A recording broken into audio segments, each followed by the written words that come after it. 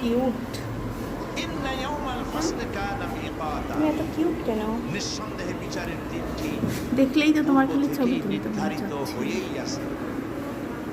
এত সুন্দর করে ইয়াওমা তাকায় আছে। ইউনফাখু ফিস-সূরি ফাতা'তুনা আফওয়াজা, হ্যাঁ, যেদিন সিংহায় ফুঁক দেওয়া হবে তখন তোমরা দলে দলে বেরিয়ে আসবে।